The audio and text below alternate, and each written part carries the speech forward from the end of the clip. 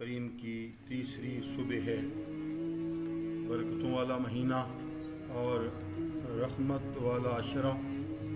آج تیسرا روزہ مقدس، جہاں پر دیگر ثمرات و برکات اور نور لے کر یہ تیسرا رمضان کریم کا روزہ ہمارے اوپر تشریف لایا، آج کا دن طلوع ہوا، وہاں پر اس کے ساتھ ایک بہت بڑی نسبت جڑی ہوئی ہے، اور وہ نسبت سیدہ طیبہ طاہرہ بنت رسول فاطمہ الزہرا سلام اللہ تعالی علیہا کا وصال با کمال بھی تیسرے رمضان شریف کے اندر ہوا۔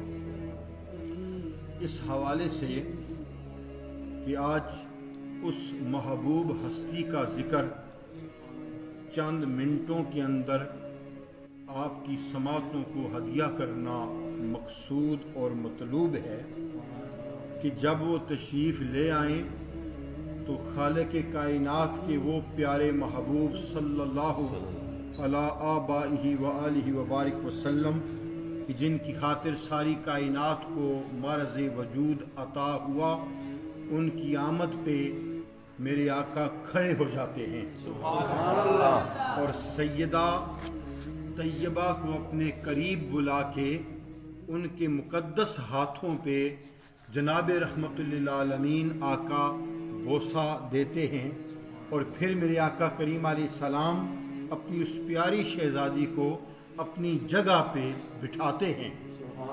کتنی بڑی تکریم ہے، کتنی بڑی عزت ہے کہ اس محبوب کائنات کہ جن کے ادب و احترام کی خاطر ساری کائنات قیام کرتی ہے، کائنات ان کے ادب میں کھڑی ہوتی ہے، کائنات ان کے پیار میں کھڑی ہوتی ہے، تو وہ آقا کریم علیہ السلام اپنی بیٹی کی محبت میں کھڑے ہوتے ہیں۔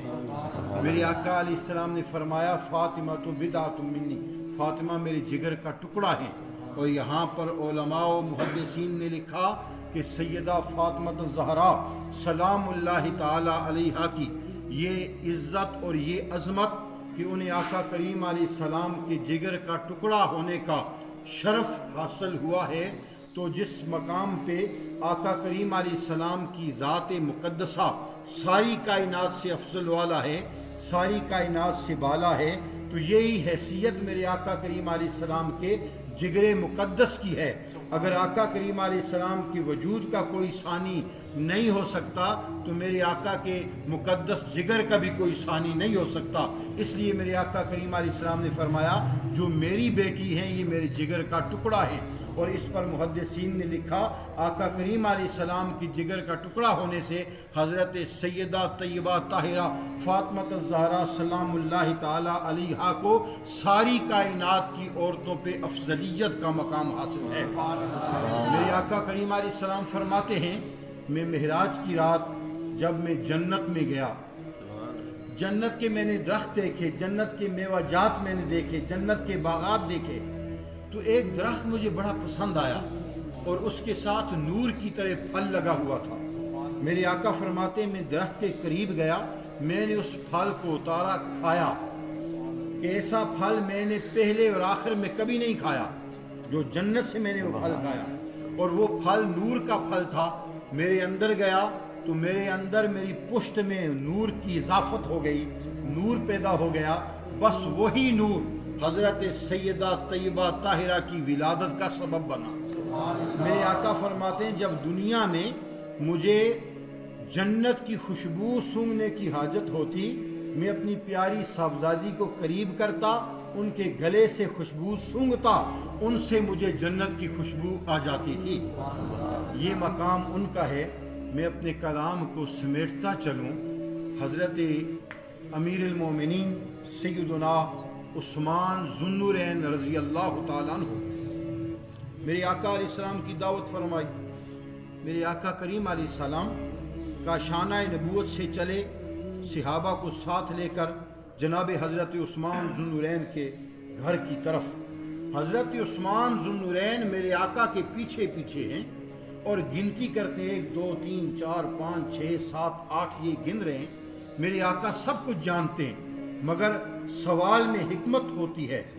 سوال کیا میرے پیارے عثمان، تو نے میری دعوت کی، مجھے اپنے گھر میں بلایا، میں تیرے گھر میں جا رہا ہوں اور تو میرے قدموں کی تعداد کیوں گن رہا ہے؟ ہاتھ جوڑ کے عرض کی، مولا آج میری خوش قسمتی کا ستارہ عروج پہ چمک رہا ہے۔ جو معراج کی رات اللہ کا مہمان بنا، وہ نبی آج میرا مہمان بن رہا ہے۔ اس خوشی میں اپنے آقا کے پیچھے پیچھے چل کے قدموں کی تعداد گن رہا ہوں کہ آقا کریم کے کاشانہ نبوت سے لے کر میرے گھر تک سرکار کے جتنے قدم اٹھیں گے، شکرانے کے طور پہ عثمان ہر قدم کے بدلے ایک غلام کو آزاد کر دے گا۔ مولا علی بھی ساتھ تھے۔ جب دعوت ختم ہو گئی، مولا علی تشریف لے آئے گھر میں۔ حضرت سیدہ طیبہ طاہرہ سے گفتگو کی کہ آج ہمارے بھائی حضرت عثمان نے آقا کریم کی دعوت اس شان سے کی، کھانا تیار کیا بہت اعلیٰ قسم کا، اور ہر قدم پہ سرکار کی عزت اور مقام کا لحاظ کرتے ہوئے غلاموں کو آزاد کیا۔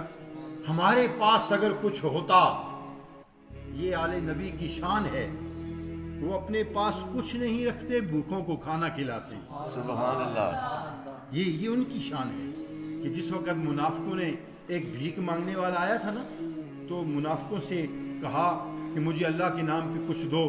منافقوں نے دیکھا مولا علی کا دروازہ، تو کہا جاؤ علی کے دروازے پہ جا کے سوال کرو، علی سے مانگو۔ انہیں پتا تھا کئی دن گزر چکے، علی کے گھر میں دھواں نہیں اٹھا، کھانے کو کچھ بھی نہیں ہے۔ تو جناب اس مانگنے والے کو مولا علی کے گھر میں بھیجا، اس نے دستک دی، علی باہر نکلے، مولا علی کی نظر منافقوں پہ پڑی۔ میرے آقا کا فرمان ہے اتقوا فراست المومن فإنه ينظر بنور اللہ، مومن کی نگاہ سے ڈرو، وہ اللہ کے نور سے دیکھتا ہے۔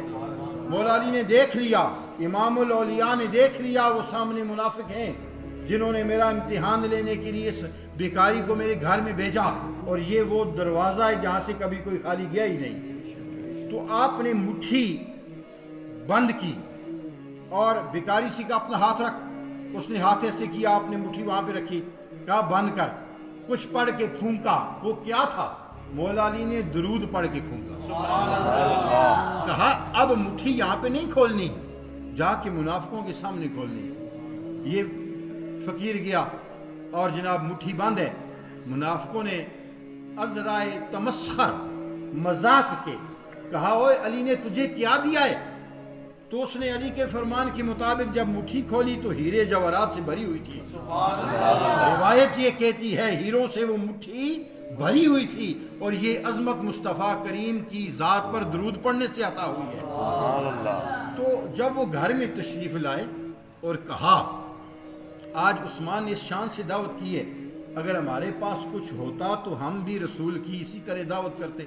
سیدہ پھر کوئی عام خاتون تو نہ تھی، یہ تو وہ ہے کہ جب قیامت کے روز پل صراط سے گزرتی ہیں، میرے آقا نے فرمایا اعلان ہو جائے گا، منادی ہو جائے گی، او انبیاء، او صحابہ، اولیاء، غوث، قطب، ابدال، سب اپنی نگاہوں کو جھکاؤ، کیونکہ فاطمہ بنت رسول کا پل صراط سے گزر ہو رہا ہے۔ سب کی نگاہیں جھک جائیں گی، عام خاص نیک بد سب کی نگاہیں جھک جائیں گی، اور میرے آقا کی پیاری بیٹی اس وہاں سے 70,000 حوروں کے جھرمٹ میں بجلی کی طرح پل صراط سے تشریف لے جائیں گی۔ یہ ان کی شان ہے۔ کہا علی آپ پریشان نہ ہوں، علی آپ پریشان ہو جائیں اور جا کے رسول اکرم علیہ السلام کی دعوت فرمائیں۔ مولا علی کے رسول کی دعوت کی، رسول صحابہ کو لے کے آج اپنی بیٹی کے کاشانے کی طرف دعوت پہ تشریف لاتے ہیں، اور ادھر سیدہ نے ہانڈی پہ پانی ہانڈی میں رکھا اور اسے جناب چولہے پہ رکھا، اور ادھر مصلی بچھایا، اور سیدہ ریز ہو گئیں، عرض کرنے لگی پروردگار تیرے محبوب کی میں نے دعوت کی ہے، آج میری لاج رکھ لینا۔ بس یہ دعا ہو رہی ہے۔ آقا کریم تشریف لے آئے، دسترخوان سج گیا۔ جس وقت سیدہ نے اس ہانڈیا کو اوپر سے اس کا پاپوش اٹھایا اور اس کا ڈھکنا اٹھایا تو اس سے جنت کے کھانوں کی خوشبو آ رہی تھی۔ سرکار کے سامنے کھانے چنے گئے، صحابہ کے سامنے کھانے رکھے گئے۔ میرے آقا کریم علیہ السلام نے جب کھانا لوگوں کے سامنے پیش کیا، فرمایا صحابیو جانتے ہو کھانا کہاں سے آیا؟ میرے آقا کے سچے غلاموں نے ہاتھ جوڑ کے عرض کی اللہ جانتا ہے، اس کے رسول جانتے ہیں۔ فرمایا میری بیٹی کی دعا کی برکت سے آپ کی ضیافت کے لیے رب کائنات نے جنت سے کھانا بھیجا ہے۔ یہ جنت کا کھانا ہے۔ اور پھر سیدہ نے دعا کی کہ حضرت عثمان نے ہر قدم پہ غلاموں کو آزاد کیا، پروردگار میری بابا کی گناہ گار امت کی بخشش فرما۔ اسی حالت میں جناب جبرائیل امین آتے ہیں، آ کے عرض گزار ہوتے ہیں، آپ کی صاحبزادی کی دعا کی برکت سے، آپ کے ایک ایک قدم کی وجہ سے اللہ 70,000 گناہ گاروں کو جنت عطا فرما دے گا۔ سبحان اللہ۔ حضرات یہ ان محبوبوں کی شان ہے، اللہ رب العزت دنیا اور آخرت میں ان کا دامن کرم عطا فرمائے۔ اللہ کریم اپنے پیارے